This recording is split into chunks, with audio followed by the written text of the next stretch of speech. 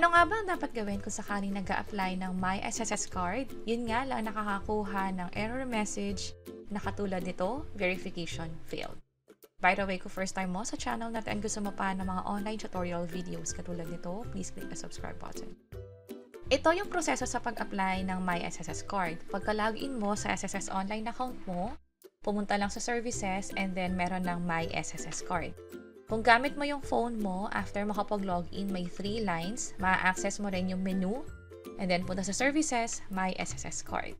At mula dito, dapat ganito yung makita mo. Step 1 pa lang yan, i-click lang yung proceed, and then dito sa step 2, i-check lang tong acknowledgement, and then i-click tong arrow or yung consent.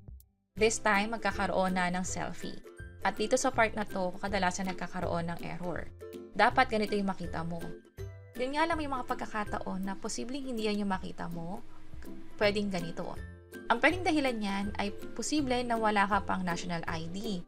I-match kasi ng SSS yung record mo sa national ID. So kung wala ka yan or magkaiba yung information sa national ID mo at sa SSS, ibig sabihin hindi nag-match pwedeng sa apelido or spelling ng pangalan mo, makakakuha ka talaga ng error na katulad nito.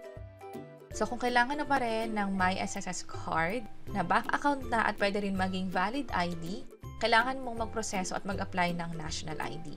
Siguraduhin na tama yung mga detalye mo doon or nagmamatch sa SSS. Ang pwede pang isang maging dahilan na hindi pag-proceed or hindi ka makapagtuloy sa selfie ay mali yung details mo sa mismong SSS. Maaari may national ID ka na, yun nga lang katulad ng sabi natin kanina, pwedeng may mismatch, or di naman kaya yung pag-selfie mo, yung pag-face scan, ay wala sa SSS database. Kapag ganyan, kailangan pumunta sa pinakamalapit na branch ng SSS at doon ipaayos yung records mo para nga naman hindi magkaroon ng error message na katulad nito at makapag-proceed sa application. Katulad nito, naging successful na siya at pwede nang mamili ng bank accounts. By the way, sa ngayon RCBC pero very soon madadagdagan to AUB, China Bank, maging Union Bank. And then, proceed lang sa mga next step. Dito, i-check lang yung certification and yung acknowledgement din. Proceed sa next step hanggang sa magkaroon ng transaction number. Itong transaction number ang pinakagagamitin natin sa mismo RCBC. Which is, pag dinownload mo siya sa phone mo, pwede ka nang gumawa ng account at piliin itong gamitin ng SSS reference number. Ito yung terms and conditions, mag-agree lang at sagutan lang yung mga tanong na makikita dito, ilagay ang phone number, maging ang OTP.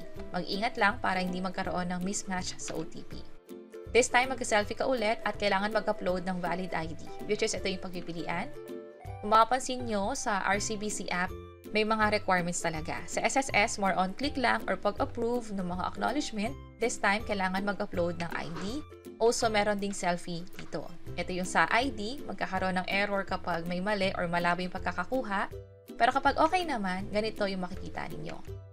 Sa selfie naman, mabilis lang din siyang gawin. Pwede magkaroon ng error kung sakaling hindi maayos yung pagkakakuha. So, ang ginawa ko, kinunan ko hanggang balikat at malinaw yung pagkakakuha. Nung nag-submit na tayo, eto na, pwede na mag-proceed sa mga next step. I-provide lang yung mga hinihinging info, katulad nito. At sa pinakadulo, magkakaroon ka ng notification katulad nito. Maghintay ng 1 day or within 24 hours, pwede abutin ng few hours lang bago ma-approve yung account. At dito sa cards, pwede ka na mag-avail ng MySSS card.